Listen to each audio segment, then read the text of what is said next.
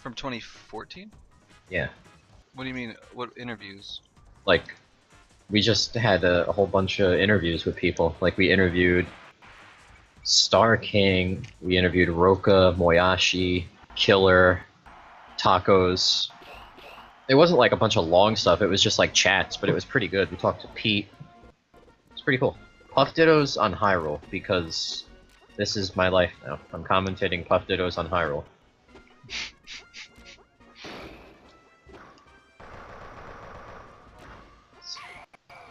Okay.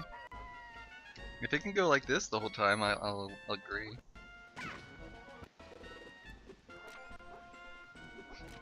So LDZ is in winners. Oh yeah, what I was gonna say about the tier list with Samus. So I feel like people think that she was too low, but they didn't know like that she was that. Let's see how I can word this. People knew that she wasn't bottom tier, like last, but they overrated her to the point of what she's like 7th now. She's eighth, I think. 8th. 8th or 9th, but 8th. I think it's 8th. She's right after. Why is her lag? Or no, not right after Mario. Yeah, right after Mario. Yeah. Yeah. What the fuck? Why is there lag? Who's lagging? Oh my god, really? Who's LDZ?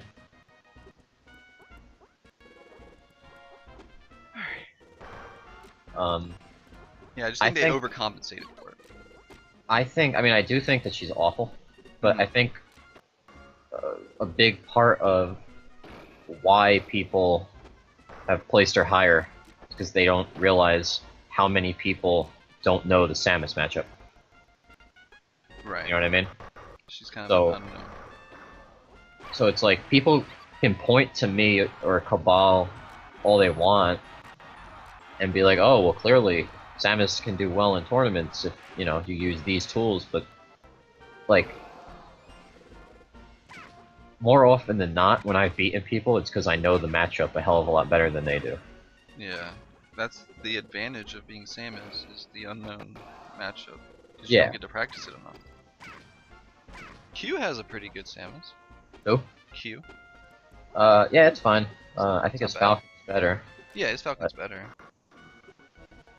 But like, it's easier to be good with Falcon. Yeah. It takes more skill to be a good Samus.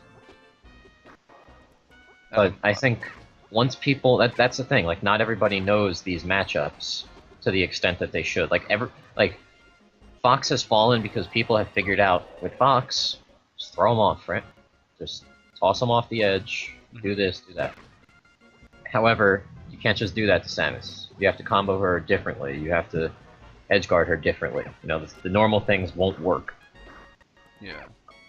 And then, you know, Link rose a little bit because, you know, he has great spacing, but eventually, when the spacing of the metagame increases, you know, like the skill level, yeah, I think Link will drop again. That could be opposite, though, if you think about it. Like, you're going to be able to space better against Link, you know? You're going to be able to avoid all the projectiles and all the dumb hitboxes. But I can see it working the other way. I can see Link getting better into neutral. I can see the game evolving to a very neutral intensive game, where Ness and Link are some of the better characters. Ness is never going to be, I think, above 9 again, but probably not. Because even his neutral, like, what's his neutral best is deceptively option? Good. It's just like, it's what's bad his best and good option? At the same time. His if you are a character who can air camp, you beat Ness.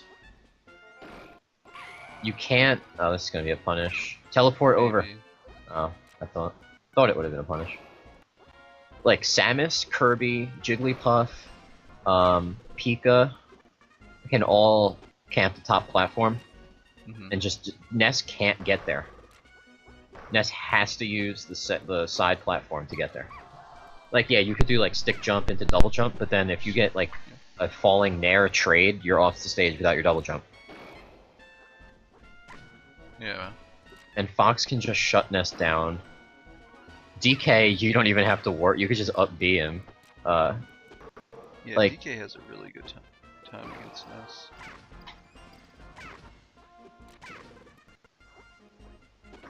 Mario can throw fireballs and shut him down. Ness's options are like DJC Bears and good forward smash. The DJC Bears and like those DJC down airs like that float in DJC down air. Yeah. Nair is pretty good, but you got to be careful. Once Ness gets it started, he has a really easy time on most characters. But if you can DI, like I've done this, like if a Ness is like trying to 0 to death me, I'll DI like a forward air or a nair really, really hard away, tech in place, and like down smash or forward smash and get the trade, because he'll be in the middle of DJCing. Mm-hmm. You know what I mean? Yeah. So now this is going to be a fun one, because I've said this so many times, I don't know who wins this matchup. I think Yoshi does. Although Puff can just down air, Yoshi, grab, up air, rest. Like, all the time. I think Yoshi can get out of it with a super armor sometimes. I've seen it happen, I don't know if it's consistent. Ooh, that was good to... Wow. What? You don't see that too often. Like an almost shield break and then a shield break. Yeah. It was smart to DI off the ledge. Yeah. Oh. Ledge cancel, but... Up tilt. Back throw. Oh. That was good DI. Smart DI there. Go out of the tent. Both of them are keyboard players. Really? Yeah. Oh, trash. Mm-hmm. Subhuman trash. Both of them get to GrandFinals. Keyboard. Coincidence? I don't know. I don't think so. Probably not.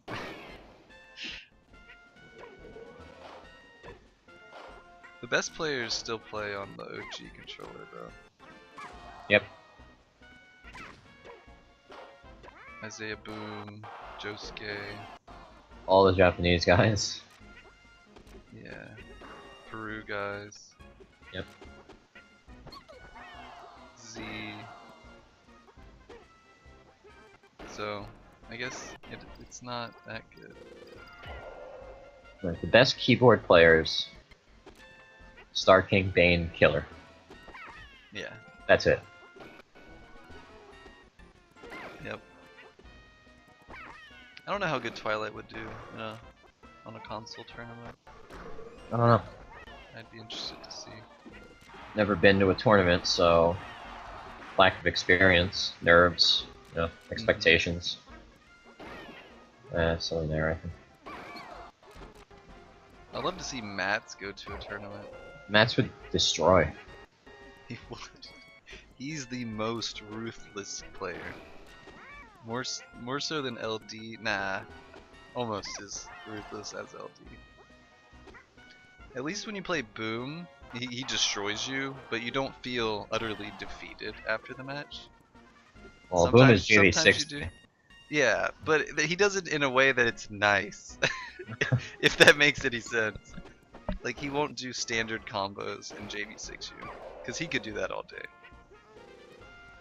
Adds a little flavor to it. Mats, on the other hand.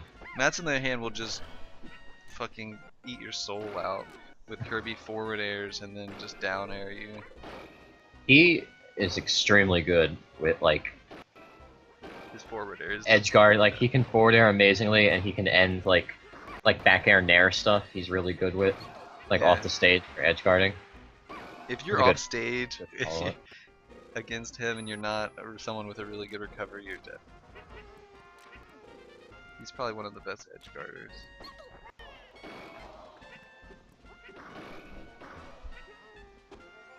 You can't follow up upset, I think. It's good DI. Should have got on the other side. The thing with LD and console is though I don't know that if the adapter will ever be what he expects it to be. The adapter, according to LD, according to Steve, works too well. Yeah, it's overly precise to the point where, like, Hipster described it in a way I liked. He said that there's notches in the N64 controller where you have to put it to go straight, you know, or to one of the 8 angles, right? Yeah. And that you can't hit it perfectly with the adapter because there's, I don't know, like a 1 or 2 degree difference. If you're 1 or 2 degrees off, it's not going to register it as that precise angle. So, but I don't know why it would work on emulator and not like the adapter, because the plugins for the adapters are what control the aspect of the controller, right? What controls that for the console? The console's integrated, native system, I assume. Yeah, I guess. So. I don't know. All I know is that LD needs to use the adapter a lot on console, and he needs to get over the Johns of it's too imprecise or it's too precise or whatever. Like you need to practice. Doesn't it have a delay as well, like a 1-frame delay? No, it's been lagless for some time. Okay. I thought it had like a 1-frame delay even to like a computer. No. No. It used to fluctuate, and then not anymore. Weak bat. Why didn't you use up there?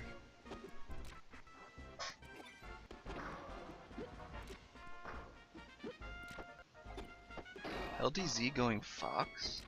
Yep. Better choice against Ness. Oh yeah, but his Fox is nowhere near as good as his Jigglypuff. If you just run on high roll against Ness, what's Ness gonna do?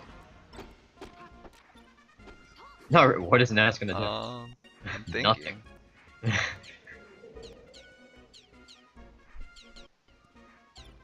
Maybe try to DJC a forward or backward air? That Fox is too fast on high roll.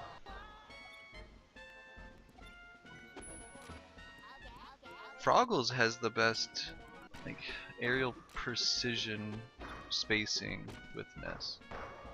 At least with his up air. When I played Froggles, I did very, very well.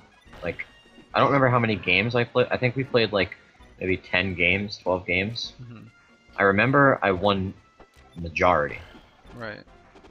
He's definitely not as good or dominant as he used to be. I don't know if he's evolved or he's gotten worse or what. 'Cause I've heard great thing. I've heard Froggles was like, top, top like 10. Yeah, even higher, top 5. Like. Wasn't Sensei on that level? Sensei's so good, but he, doesn't give a shit anymore. So. Right. I feel like Sensei and Froggles were on the same level. What do you think about that? I never played Froggles in his heyday. Yeah. I played Sensei in his prime, and he was pretty damn good. But he was also more in the old school vein. You know what I mean? Yeah. Like. He had been 19XX meta shit. He was a top player for so long, Yeah. And then like everyone else started to kind of get really good, so. And he started to like not play as much.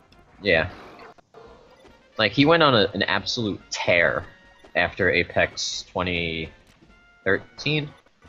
He got 6th at Apex 2013, and he he beat Sheer in one of the best sets I've ever seen. It was an incredible set.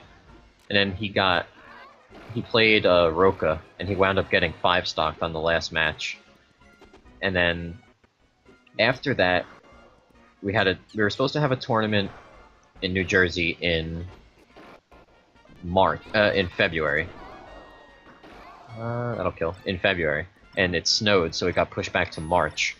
So that was when like we kind of all of us met. Really, it was like me, Sensei, Jimmy, Joe, Steve, Kiro, Stranded, Malachi, Caesar, Yobo Light. Like everybody met. Yeah. And oh, that could have been nice. That would have been that would have been really good. Oh! Oh, if that had killed off the side, that would have just been. That would have been neat. Great. But that was when we all met, and from that point, from March, we had a tournament a month. We had that one in March. We had March Madness. No, it was Red Bank Rumble in March. Broken Hitbox, I think, in April. Combodon Spawn in May. Zenith in June. Thanks for Playing in July. Smash-Occur and Thanks for Playing in August. DDoS and DDoS and Rolling Thunder in October. Damn, you remember all this? Yeah, because it was like the best couple months for Smash. This was 2013? Yeah. Yeah. And then we had Smash-Occur Frostbite and another Red Bank tournament in December, and then Apex. So we had a tournament, it came out to a tournament a month. So we had 12 tournaments that year. And Sensei didn't lose until Thanks for Playing, when Kiro finally beat him. He was like, he beat Kiro something like 11 times in a row. Or 10 times in a row. 9, 10, 11 times in a row. Damn. And this was around the time Kiro was getting really good, I assume? Yeah. He's gotten better since then, probably. Yeah. So, he won. Oh, down air kill. So he won. Kiro won. No, Kiro came second at that Thanks for Playing, where he double eliminated Sensei, and then he lost to A Money. But, then at Apex, Sensei went like all Falcon and was just screwing around. So do you think Sensei at his prime is as good as Kiro now? Or what would you say about that? I don't know. It's kind of weird, because it's like there's been a shift in the meta. You know what I mean? Yeah. It's hard to players, the players who were really good in Sensei's prime are still they're still good, but like Kefit got, 7th place at Apex 2013 and got like 4th place at Apex 2012. And then at Apex 2014 he got like 17th. He just fell off. Sensei got 17th as well. And now we saw, Jaime as well placed in top 6 for both of those events. 2014 he got 7th. 2015 I tied with Jaime. You know what I mean? Yeah, Jaime had a bad year. He'd been playing too much Diablo 3, dude. He's just been grinding it out, man, getting that gold. Damn it, Jaime. No, but like, it's one of those things where the players around you have improved so much that it's really hard to gauge how good a person is. It's that, and you have to keep up with the meta. You have to consistently practice, or you'll, miss out on like new tech and new matchup stuff. Not even tech, like well, yeah, not style, tech. like style, mind games, new, just mind games are always gonna vary, but like you're gonna learn like what people like to do. You know what I mean? There's like I know Kiro's habits. I know LD's habits. You know what I mean? I know what they do. I know I'm just Still's habits. Everybody and like blind motherfuckers knows habits. But you have to be able to read the habits well, and you have to be able to punish. And if your tactics aren't working, you need to try new tactics.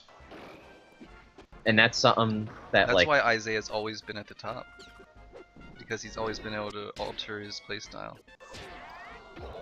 consistently. And that's why a lot of the older players, like Boom and Isaiah, are probably the only 2 old school players who are still at the top. Everyone else has fallen. I don't mean like gotten worse, but they certainly aren't inarguably the best. Like some of the best anymore. Like Sheer was the best Yoshi in America for years. Oh yeah, like a good what, 5 years at least? Long time. Now, Now you he's know, like top that's 5. up for contention. Like, Tacos, there's Wizrobe, lots of good Yoshis, you know? even Star King. I think could probably take Yoshi Dittos off Sheer. Probably. But that happened, like, with Sheer as well. I remember playing Sheer for the first time prior to Apex 2013, and he absolutely destroyed me. Mm-hmm. And I played him before Apex 2015, and I went about even, if not better. And he was like, "Stop getting good," and I started laughing. But it's like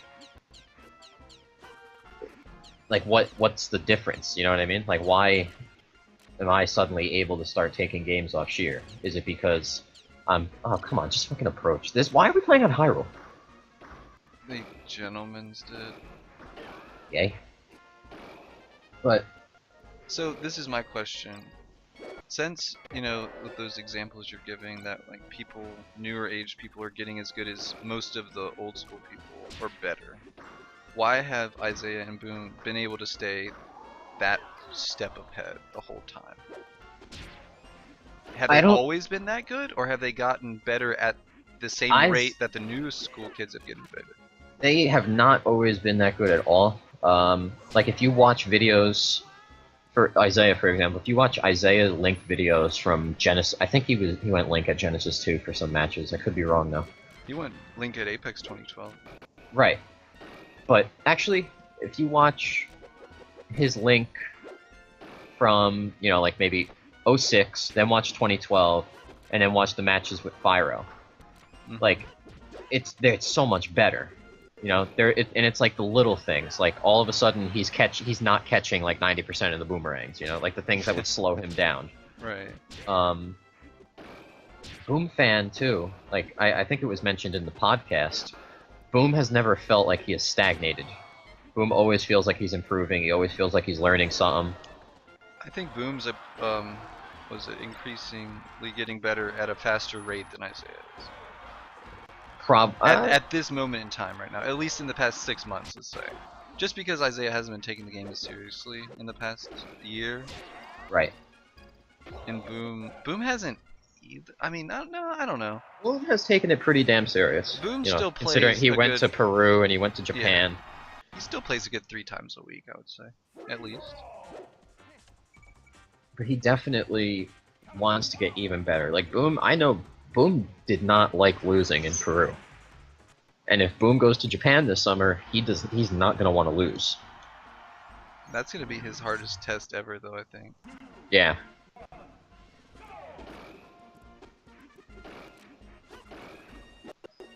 He said that he can beat Gerzen and Alvin. He would, you know, he thinks he can handle them pretty consistently, but he says Marka is his hardest opponent ever. Said Marka's just a really weird Pika. He said he can't read him for the life of him, which I find funny because he can read everybody else, pretty much. Not to mention it's Hyrule, and when you take the Peruvians and you put them on Dreamland, things are going to be really different. That was a good attempt at a down smash. I would have down tilted, but if that could have caught. It looked like it should have caught. Like, they can't edge guard nearly as well as the Japanese, which is why if Gerson actually he's not going to Japan, but if he were to go to Japan, he would probably get destroyed. You know, he might not make top 8 because their edge guarding is amazing in Japan. Their average professional, like, let's just say, for the sake of this argument, you're the average professional in America for this instance, okay? Their average professional is so much better than our average professional. It really is. Like, there's people I never heard of when I watched the Kanto tournament, or Kansai, or Bonsai, whatever the fuck it was, the one that happened like 3 or 4 months ago. Yeah. They were all fucking doing the most ridiculous tech skill, like, it was great. That's strange, because Josuke told me that Americans seem to have more tech skill than the Japanese. The Japanese seem to have a lot more, like, they focus more on spacing than the Americans. Maybe that's just what I was noticing was their spacing, but I contributed that to tech skill because it was so flawless. It seemed like they would time things really perfectly too. They're like, Well, you have to have impeccable timing, and you have to have. He's dead. yeah. You know, you gotta be. It's one game and you're done. You know, you lose the tournament. Yeah, that's so fucking nervous, heart wrenching. Oh, up tilt. Okay. Oh, what? This tornado collusion. One more time. Come on, just jump into it. Yes. How is this tornado staying there for that long? It's still there. Oh my god. That thing lasted for like a good 25 seconds. That was a very long tornado. Oh, what are you doing? What are you doing? What are you doing? Oh, that was okay. That was smart. That was a terrible edge guard. The Link one? No. Falcon not killing Link. Yeah. Okay. Back throw. Back throw. What? Back throw. What? Oh my god, this is This is when you have to disrespect your opponent physically or personally. You have to back throw. You saw me when I played last tournament, right? Or was that I think it was Hipster that did.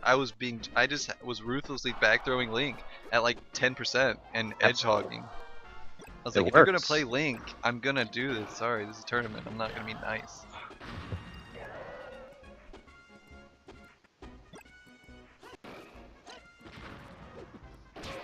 Oh, oh, that angle off the top, up the roof.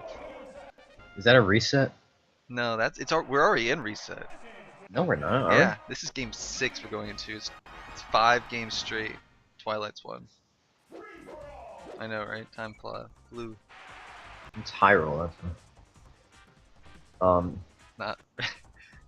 They're playing Hyrule like it should be played. In a perfect world. And that tornado was still being gay.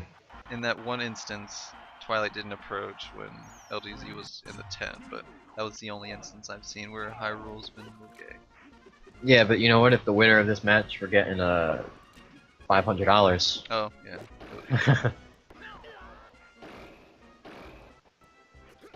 I like Night Fox's aspect on the game, and I really play like that subconsciously. What? You fucking go. I always do that. Like, I'm never fucking waiting around. I've just started to implement it within the last like month, but prior to that, I would just, anytime I saw slightest opportunity, I would go for it. I was watching that video of me versus Weedwhack, and I noticed some of the dumb things I was doing though with approaches. Like, I'm an advocate of always, you know, be the aggressor, always keep the pressure on. But I did something like, I had no second jump, and I just floated past the side platform, right into like Ness's, like right into a Ness. I had no jump whatsoever, and I was like obviously gonna get punished. Right. So like, you can be aggressive, but you just have to recognize when something is a bad situation. Yeah. Which is, you know, hard to do when you're the aggressor. Yeah. Sometimes it's always looking like a bad situation.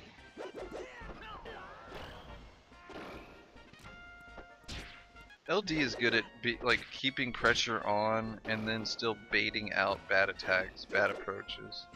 LD is like one of the campiest sons of bitches. Really? Oh yeah. Up there, or yeah, up there. I guess when he goes try hard, he's campy. Did you see Apex? I didn't really watch many of his matches. I should go back and watch them. Dude, the one against Bonze was ridiculous. Yeah. This lag, though. This is LDZ lag. Tell your brother to, dude, that's what, 30 stocks right there, dude?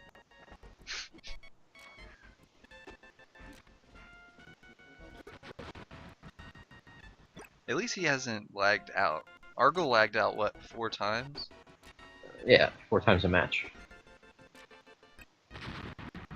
Like, I think LDZ has some brothers or roommates that are probably clicking that HD button on Netflix. HD button. Enable HD. Suck up the bandwidth, please. Oh, the invisible bomb!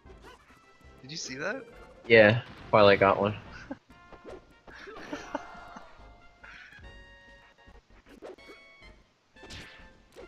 Back row. How do you even do that?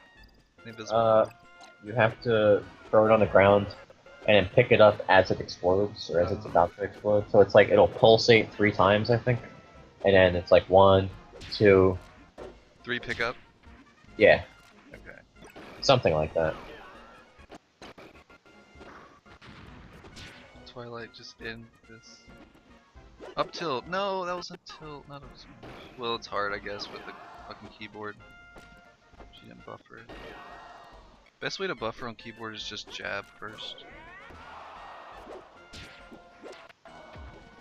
Get out of there. Wow. That was frame perfect.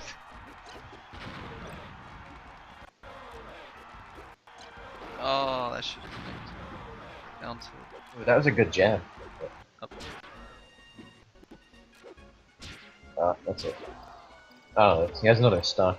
Those little black falcon icons, you know, they're hard to see. Dude, if you get knocked off high roll, that is a long way down. That link's still falling. This is like the Jetsons. Have you ever seen like the full picture of high roll? No, I don't. Dude, it is ridiculous. How it goes down, like straight down the entire way? Yeah. Yeah.